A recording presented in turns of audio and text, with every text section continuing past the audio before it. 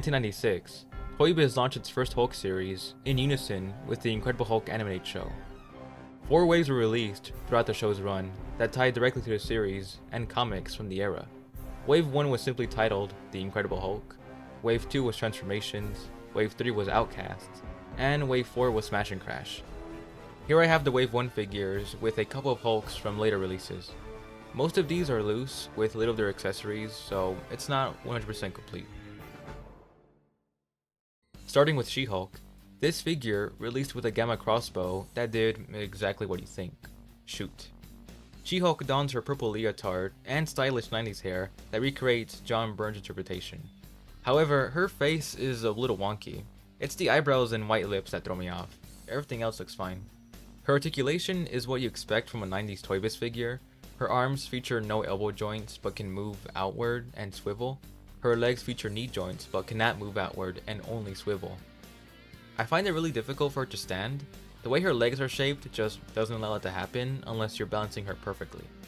Toy Fair and Wizard Magazine offered an exclusive She-Hulk variant with her Fantastic Four outfit. Nothing about it looks any different aside from a darker hair color and a better painted face. Here she is compared to the Marvel Universe She-Hulk and the Marvel Legends She-Hulk from the Blob Wave. Overall, a fine figure. Currently, Hasbro is releasing an updated version featured in the new Iron Man wave from Marvel Legends.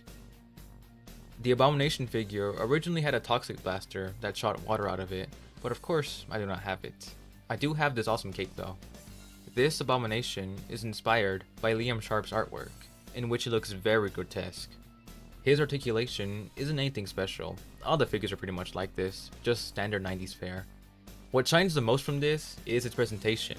It looks awesome on display, very menacing. I don't have another Abomination to compare him to, so here's She-Hulk for a size reference. All these figures are around 5 inches, but they're still out of proportion when it comes to height, so don't expect any of these to be accurate in that regard. Nonetheless, the Abomination figure rocks. The leader came equipped with his anti-Hulk armor. It's got this spiky barrel thing that reminds me of the anti-Squidward machine, and has this gun that doesn't shoot anything. You can insert the leader by clipping his waist to these holders. At the top are these brain scanner devices that hold onto his head, giving the idea that he's controlling the suit with his mind. Behind the spiky weapon is a handle that, when lowered, extends its arm out to hit whoever will be unfortunate enough to get in its way. In this case, the Hulk. The leader himself looks great. I'm positive this figure was customized by the previous owner, as he has darker colors and shading. I honestly didn't know he was customized when I purchased him, but I appreciate it. Makes a good figure even better. Articulation is the same as Abomination's, minus the waist swivel, and he stands at around the same height as the former and She-Hulk. Here's a comparison with the face-off leader.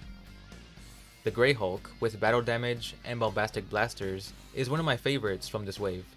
I'm surprised this was included so early, as Grey Hulk makes very brief appearances in the first season, where he's just Grey Hulk, not Joe Fixit, which is what this figure is based on. Whatever the reason, I'm glad he's here. He's an awesome figure with a great presentation. I like the battle damage throughout his outfit, along with the inclusion of the trench coat.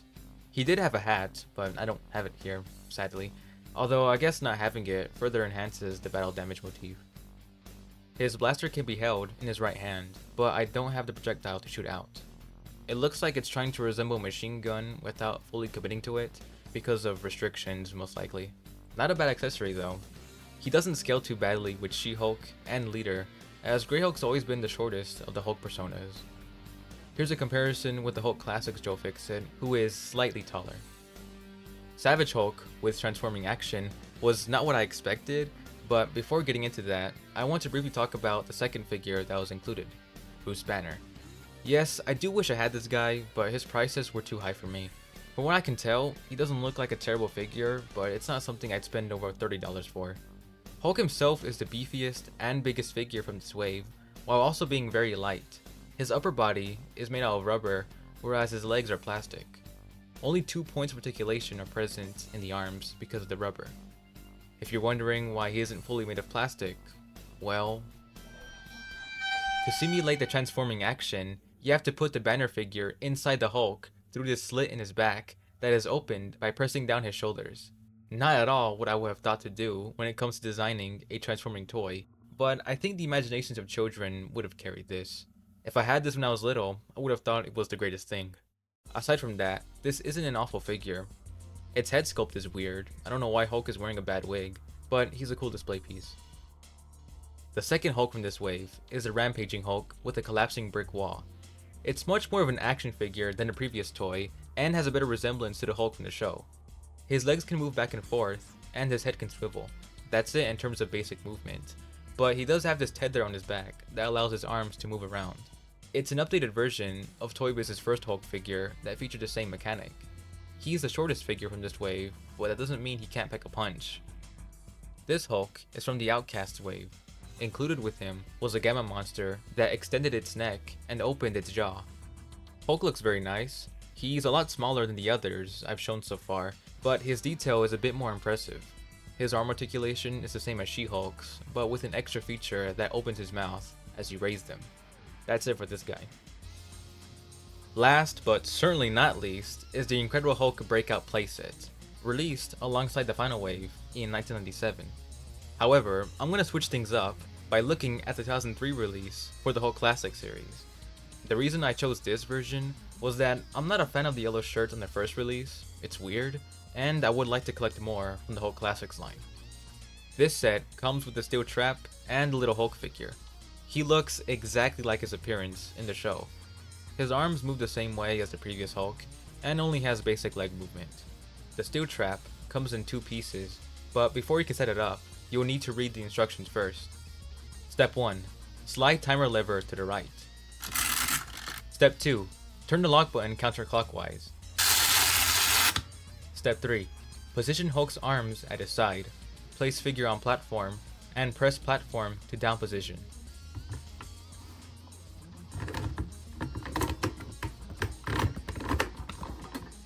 Step 4. Position wrist cuffs around figure's arms, and attach front bracket.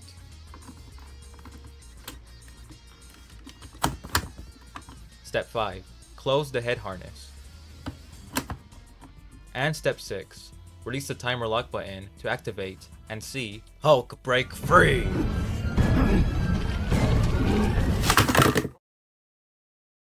Yeah, that's a pretty fun feature, but it's not something I see myself using again, as I'm protective over my figures, and wouldn't want to keep tossing it around like this.